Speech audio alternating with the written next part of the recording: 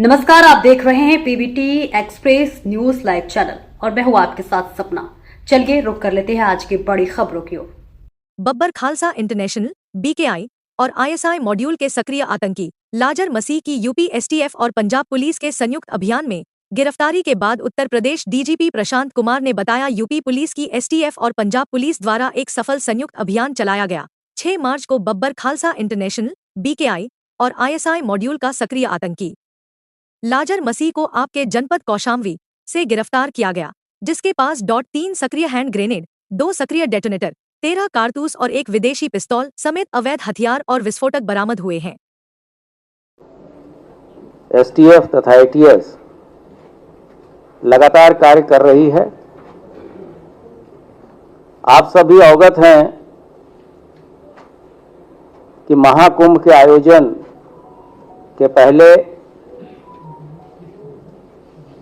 ऐसे विघटनकारी तत्वों के द्वारा जो कि देश और विदेश में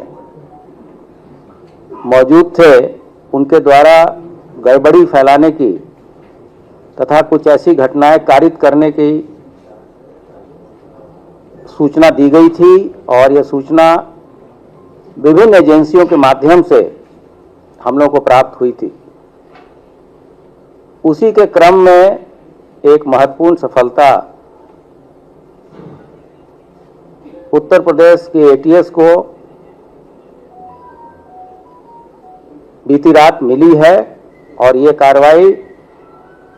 उत्तर प्रदेश पुलिस की एसटीएफ तथा पंजाब पुलिस के द्वारा जॉइंट ऑपरेशन में की गई है। इस ऑपरेशन के तहत दिनांक 6/3/25 को बब्बर खालसा इंटरनेशनल एवं आईएसआई के मॉड्यूल का सक्रिय आतंकवादी लजर मसीह पुत्र कुलविंदर को कौशाम्बी से गिरफ्तार किया गया है। अभियुक्त का पूरा नाम लजर मसीह पुत्र कुलविंदर, निवासी ग्राम कुरलिया, थाना रामदास, अमृतसर, पंजाब है। जो बरामदगी हुई है उसमें 3 सक्रिय हैंड ग्रेनेड, 2 अदद सक्रिय डेटोनेटर, 1 विदेशी पिस्टल जो कि यूएसएसआर की बनी हुई है, 13 7.62 की विदेशी जिंदा कारतूस, 2 gelatin rod, 1 Samsung M14 mobile बिना सिम कार्ड के तथा 1 फर्जी पते पर बनाया हुआ आधार कार्ड। आप सभी अवगत हैं कि 23 दिसंबर 2024 को विभिन्न एजेंसियों से प्राप्त सूचना तथा पंजाब पुलिस के द्वारा प्राप्त सूचना के आधार पर पीलीभीत पुलिस तथा पंजाब पुलिस के द्वारा संयुक्त ऑपरेशन में 3 आतंकवादी मारे गए थे और उस मुठभेड़ में भारी संख्या में असलाहों की बरामदगी भी हुई थी। उनके द्वारा पंजाब में कई आतंकवादी घटनाएं कारित की गई थी, जिसमें विभिन्न पुलिस चौकियों पे हैंड ग्रेनेड फेंके गए थे। उसमें वो लोग वांछित चल रहे थे। तो इसके प्रक्रिया स्वरूप खालिस्तानी आतंकी गुरपतवंत सिंह पन्नू, जिसको पन्नू के नाम से जानते हैं और जो अमेरिका में न्यूयॉर्क में रहता है, तथा अन्य जो इनपुट हमारे पास आ रहे थे, उसके द्वारा उसने महाकुंभ प्रयागराज के दौरान आतंकी हमले की धमकी दी थी। इसके लिए हमारी जो विशेष यूनिटें हैं तथा केंद्रीय बल को भी सतर्क किया गया था तथा इस तरह के जो भी अलर्ट्स आते थे, समय समय पे आप लोगों के द्वारा भी जब क्वेरी होती थी तो हम लोग बताते थे कि हम लोग पूरी तरीके से इस पे काम कर रहे हैं और हमारी टीमें लगातार सतर्क थी। इस पर्टिकुलर ऑपरेशन के लिए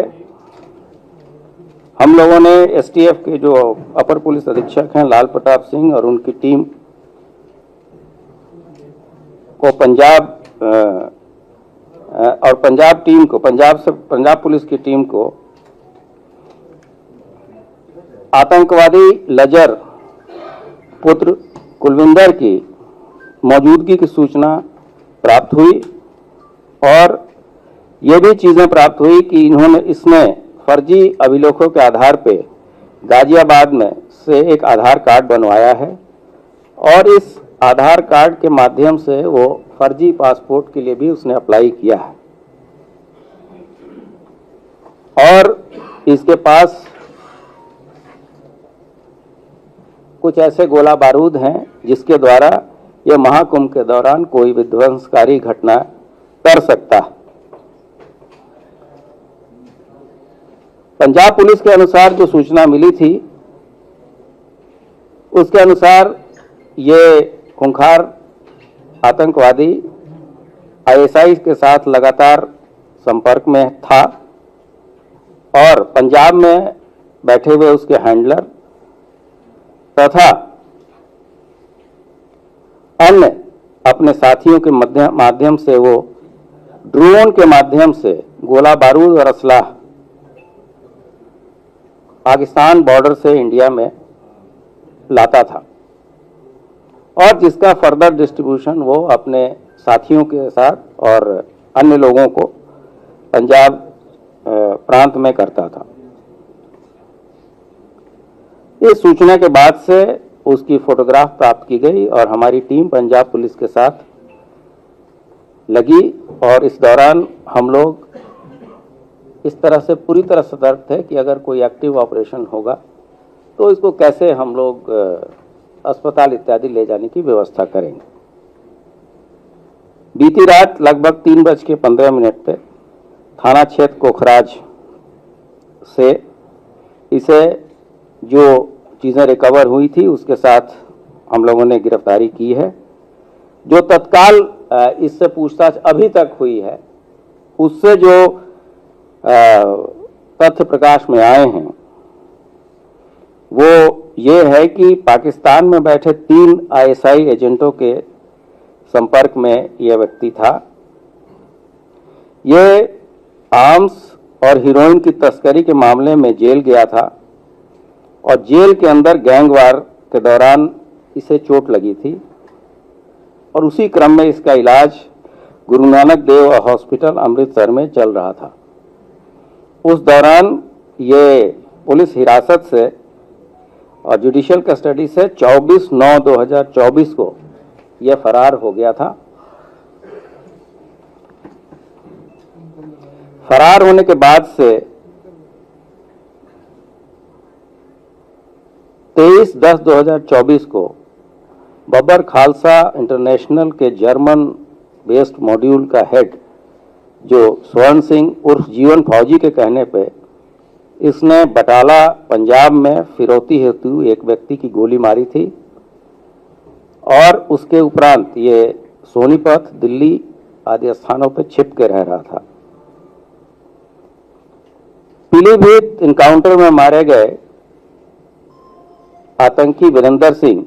उर्फ रवि जो कि गुरदासपुर का रहने वाला था उससे भी लजर की कई बार वार्ता हो चुकी थी। तो यह स्पष्ट है कि जो पीलीभीत में लोग मारे गए थे उनको भी इसके द्वारा असलाह तथा हैंड ग्रेनेड जिसका उपयोग उन्होंने विभिन्न पंजाब में जो घटनाएं उन लोगों ने कारित की थी उसमें जो गोला बारूद मुहैया कराया गया था वो इसी के द्वारा और इसके साथियों के द्वारा मुहैया कराया गया था। इसके अलावा मुक्तसर जेल में जब ये बंद था तो वहाँ भी इसकी पहचान अन्य कैदियों से हुई जो कि पाकिस्तान बेस्ड आईएसआई एजेंट के टच में थे। ये भी बात संज्ञान में आई कि इनके और इनके साथियों के द्वारा पंजाब बॉर्डर से ड्रोन के माध्यम से विदेशी असलहे, ग्रेनेड तथा मादक पदार्थ जैसे कि हीरोइन आदि का की सप्लाई प्राप्त की जाती थी। इसमें अभी जो है इस चीज़ों को पंजाब पुलिस के साथ शेयर करके आगे की विवेचना भी देखी जाएगी। इसमें यह भी बताना उचित होगा कि जब अतीक अंसारी को उत्तर प्रदेश लाने की बात हुई थी तो उसके पूछताछ में ये बात भी प्रकाश में आई थी, और जब ये बात बताई गई थी तो उस समय कुछ लोगों ने इस चीज़ पर प्रश्न उठाया था। तो पाकिस्तान की तरफ से बॉर्डर से शस्त्र और मादक पदार्थ इत्यादि आते हैं, ये चीज़ें पूरी तरीके से हम लोगों की विवेचना से पहले भी प्रमाणित थी और आज भी जो पूछताछ हुई है उससे पूर्ण तरीके से प्रमाणित हो गई है। ये भी चीज प्रकाश में आई है कि घटना कारित यहाँ कोई बड़ी घटना कारित करने के बाद से पासपोर्ट बन जाने पे इसको पुर्तगाल जाने की इसकी प्लानिंग थी।